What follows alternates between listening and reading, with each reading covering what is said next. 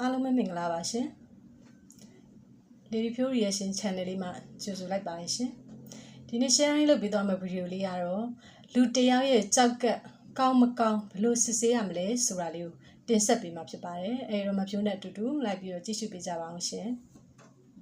်ခုတစ်ခေါက်မှာတော့ကြောက်ကကောင်းမကောင်းဘယ်လိုစစ်ဆေးကြမလဲဆိုတာကိုပြောပြသွားမှာဖြစ်ပါတယ်ဒီဗီဒီယိုလေးကိုမစခင်ကျမတို့ရဲ့ channel လေးကို subscribe လုပ်ရသေး subscribe လေးလုပ်ထားပြီးတော့ဘေးက notification bell လေးကိုလည်းနှိပ်ထားဖို့တောင်းဆိုပါရစေရှင် Facebook page လေးကိုလည်း like and follow လေးလုပ်ပေးကြပါအောင်နော်ကျမတဲ့ကြောက်ကရဲ့လှုပ်ဆောင်ချက်တွေကကျမတို့ခန္ဓာကိုယ်ရဲ့အခန်းကဏ္ဍတော်တော်များများမှာအရေးပါပါတယ်ကြောက်ကဘာတွေလှုပ်ဆောင်ပေးလဲဆိုရင်တော့ဒီခန္ဓာကိုယ်ထဲမှာရှိတဲ့အရေးပိုတွေနဲ့အညစ်အကြေးတွေကိုစစ်ထုတ်ပြီးတော့ခန္ဓာကိုယ်ပြင်ပကိုစီးနဲ့အတူပို့ပေးပါတယ်အယိုးတွေချက်ခါအောင်လည်းထောက်ပံ့ပေးတယ်သွေးနီဦးဆေးလေးတွေဖြစ်လာအောင်လည်းကူညီပေးတယ်ဒီခန္ဓာကိုယ်ထဲမှာတထုတဲ့ပမာဏတွေဒီထိုက်တဲ့လောက်ထိန်းထားနိုင်အောင်လို့လည်းကူညီပေးပါတယ်နော်ကျမတို့နိုင်ငံမှာဆိုရင်ကျန်းမာရေးပုံမှန်စစ်ဆေးနေတဲ့လူတွေကလွယ်ရင်တော်ရုံတိုင်ရုံနဲ့ပေါ့ကိုယ်မှာကြောက်ကယောဂရှိနေတာကိုမသိတဲ့သူတွေများတယ်။ယောဂလက္ခဏာတော်တော်ပြပြီးတော့ဝေဒနာတော်တော်ခံစားရပြီဆိုမှပဲစေုံစေကံကိုတော့ပြကြတာပေါ့နော်။ဘာလို့လဲဆိုတော့ကြောက်ကရဲ့လက္ခဏာတွေပြနေလဲပဲဒါကိုကြောက်ကယောဂကြလို့မထိန်မဲနဲ့တခြားယောဂလက္ခဏာတွေနဲ့ရောထွေးကြလို့ပါနော်။နာတာရှည်ကြောက်ကယောဂဆွဲနေတဲ့သူတွေမှာ10%လောက်ကကိုယ့်ယောဂကိုမသိကြဘူး။ချို့ကြောက်ကဝေဒနာရှင်တွေမှာဆိုရင်ယောဂအဆင့်ပြင်းထန်နေတာတောင်မှလက္ခဏာမပြဘဲနဲ့ရှိနေတတ်ပါတယ်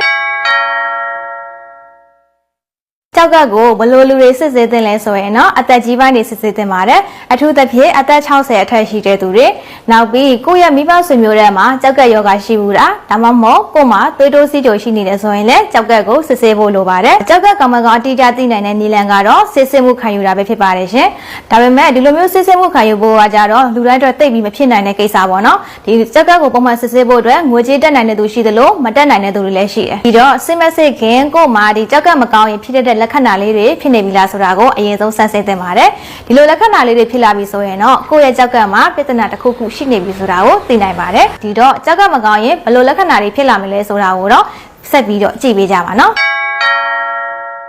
ပထမဆုံးအချက်အနေနဲ့ပြောရမယ်ဆိုရင်တော့အသား6ပြီးရလာတာပဲဖြစ်ပါတယ်ဒီကြောက်ကမှာပြဿနာဖြစ်လာတဲ့အခါမှာဒီခန္ဓာကိုယ်ထဲမှာရှိတဲ့အာဟာရတွေနဲ့တထုတဲ့ပမာဏတွေကမမျှတတော့ပဲဒီကိုရင်းအဆိပ်ဓာတ်တွေကအရေးပြားစီကိုရောက်လာတဲ့အတွက်ကြောင့်မို့လို့ပါဒါပေမဲ့ဒီလိုမျိုးအသား6ပြီးရလာတာကကြောက်ကယောဂကြောင့်လည်းဖြစ်နိုင်သလိုနောက်ထပ်စဉ်းစားမှတစ်ခုကဒီအယိုးယောဂရဲ့လက္ခဏာတစ်ခုလည်းဖြစ်နိုင်ပါတယ်ရှင်ဒုတိယအချက်အနေနဲ့ပြောရမယ်ဆိုရင်တော့အယမ်းပင်ပန်းပြီးအားနည်းလာတာပဲဖြစ်ပါတယ်ဒီကြောက်ကမှာပြဿနာဖြစ်တဲ့အယမ်းပြင်းထန်လာပြီဆိုရင်တော့ခန္ဓာကိုယ်ထဲမှာရှိတဲ့ဒီအဆိပ်တောက်တွေနဲ့အညစ်အကြေးတွေကသွေးထဲကိုဝင်ရောက်ပြီးတော့သွေးကိုညစ်စေပါတယ်ဒီလိုမျိုးသွေးကိုညစ်စေတာကသူ့ကိုပင်ပန်းအားနည်းစေပြီးတော့ကိုယ်ကတစ်ခုခုကိုအာယုံစူးစိုက်လိုက်တဲ့အခါမှာအာယုံစိုက်မရတာတွေနောက်ပြီးညဘက်တွေမှာဆိုရင်အိမ်မက်ပျော်တာမျိုးတွေပါဖြစ်လာနိုင်ပါတယ်ရှင်နောက်ဆက်တွဲအနေနဲ့ကတော့သွေးနီဦးထုတ်လုပ်မှုကကျဆင်းလာပြီးတော့သွေးအားနည်းတာကိုပါဖြစ်စေနိုင်ပါတယ်ရှင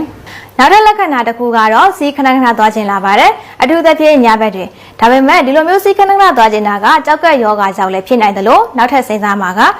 စီးလန်းကြောင့်ပိုးဝင်တာကြောင့်လည်းဖြစ်နိုင်ပါတယ်အမျိုးသားတွေမှာဆိုရင်စီးကျိတ်ရောင်တာရဲ့လက္ခဏာလည်းဖြစ်နိုင်ပါတယ်ရှင်နောက်တဲ့လက္ခဏာတစ်ခုကတော့စီးထဲမှာသွေးပါလာတာပဲဖြစ်ပါတယ်ဘာလို့လဲဆိုဒီကြောက်ကရဲ့စတုံမှုစနစ်ကယိုယွင်းလာတဲ့အခါမှာခန္ဓာကိုယ်ထဲမှာရှိတဲ့သွေးကလပ်စီလေးတွေကစီးထဲကိုစတင်ပြီးတော့ယိုစိမ့်လာပါတယ်ဒါပေမဲ့ဒီလိုမျိုးစီးထဲသွေးပါလာတာကကြောက်ကယောဂကြောင့်လည်းဖြစ်နိုင်တယ်လို့အကျိတ်ယောဂရှိနေတာကြောင့်လည်းဖြစ်နိုင်ပါတယ်ရှင်နောက်တဲ့လက္ခဏာတစ်ခုကတော့စီးထဲမှာအမြုပ်ထခြင်းပဲဖြစ်ပါတယ်အိမ်နာကိုခဏခဏမသွားနိုင်တဲ့တချို့အသက်ကြီးပိုင်းတွေဆိုရင်ဒီစီးသွားတဲ့အခါမှာစီးကွက်လေးနဲ့သွားတတ်ကြတယ်ပေါ့နော်အဲ့လိုမျိုးစီးကွက်လေးနဲ့သွားပြီးလို့စီးကိုပြန်ကြည့်လိုက်တဲ့အခါမှာဒီစီးအမြုပ်လေးတွေနည်းနည်းထနေတာတွေ့ရလိမ့်မယ်ဒီလိုမျိုးစီးအမြုပ်နည်းနည်းထတာကပုံမှန်ပဲဆိုပေမဲ့အမြုပ်ကအရမ်းများနေတယ်ဆိုလို့ရှိရင်တော့စီးထဲမှာဒီalbuminလို့ခေါ်တဲ့ protein တက်တဲ့မျိုးရှိနေတာကိုဖော်ပြတာပဲဖြစ်ပါတယ်ဒီလိုမျိုးစီးရမှာ protein တွေရှိနေတာကကြောက်ကရဲ့စစ်ထုံးမှုစနစ်မကောင်းတဲ့အစောပိုင်းလက္ခဏာလို့ဆိုရမှာပါ။ဘာလို့လဲဆိုခန္ဓာကိုယ်ထဲမှာဒီ protein တွေကိုထိန်းထားမယ်စာကြောက်ကစီးထဲကိုအများကြီးဆွန့်ထုတ်လိုက်တဲ့အတွက်ကြောင့်ပေါ့နော်။ကြောက်ကမကောင်းရင်ဖြစ်တဲ့နောက်ထပ်လက္ခဏာလေးတစ်ခုကတော့ဖောရောက်ခြင်းပဲဖြစ်ပါတယ်။ခုနကပြောခဲ့သလိုပေါ့နော်။ကျမတဲ့ကြောက်ကကျမတို့ရဲ့ခန္ဓာကိုယ်ထဲမှာရှိတဲ့အရေးပိုတွေနဲ့အညစ်အကြေးတွေကိုစစ်ထုတ်ပြီးတော့ခန္ဓာကိုယ်ပြင်မကိုစီးနဲ့အတူပို့ပြီးပဲ။ဒါပေမဲ့ကြောက်ကမကောင်းတော့ဘူးဆိုရင်တော့အဲ့လိုမျိုးမလုံးဆောင်နိုင်တော့ပါဘူး။ဒီအရေးတွေကခန္ဓာကိုယ်ထဲမှာစုပုံလာပြီးတော့ဖောရောက်ခြင်းကိုဖြစ်စေပါတယ်။ဗန်နီယာတွေမှာအများဆုံးဖောလဲဆိုရင်တော့ဒီခြေထောက်တွေခြေခုံတွေမှာဖောတတ်ပါတယ်။နောက်ပြီးမျက်လုံးမှာလည်းဖောပြီးတော့မျက်လုံးမိုးအိတ်ခြင်းကိုလည်းဖြစ်စေပါတယ်။ဒါပေမဲ့ခြေထောက်အောက်ပိုင်းရောက်ရမ်းတာကကြောက်ကယောဂကြောင့်လည်းဖြစ်နိုင်တယ်လို့ခြေထောက်သွေးပြန်ကြောယောဂနှလုံးယောဂအသက်ယောဂတွေရဲ့လက္ခဏာတွေလည်းဖြစ်နိုင်ပါသေးတယ်ရှင်။ ကြောက်ကရဲ့လှုပ်ဆောင်ချက်တွေယိုယွင်းလာတဲ့အခါမှာဒီခန္ဓာကိုယ်ထဲမှာရှိတဲ့ electrolyte တွေကမငြိမ်မတော့ပါဘူးဥပမာပြောရရင်ကက်ဆီယမ်ပမာဏချို့တဲ့ပြီး phosphorus ထိန်းချုပ်မှုအားနည်းတာကြောင့်ကြွက်တက်လာတာမျိုးတွေလည်းဖြစ်နိုင်ပါတယ်နော်နောက်ထပ်လက္ခဏာလေးတစ်ခုကတော့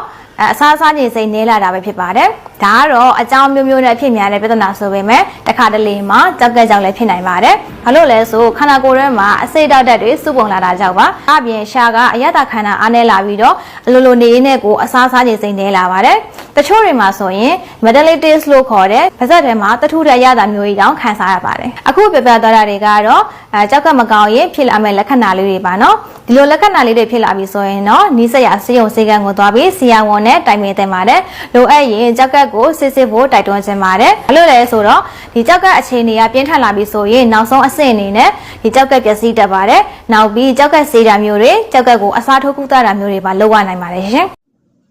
အားလုံးကိုကျေးဇူးတင်ပါတယ်ရှင်မဖြူရဲ့ channel လေးကို like and subscribe လေးနဲ့အားပေးခဲ့ကြအောင်နော်နောက်နေ့မှာပြန်ဆုံကြမယ်ရှင်ကျေးဇူးတင်ပါတယ်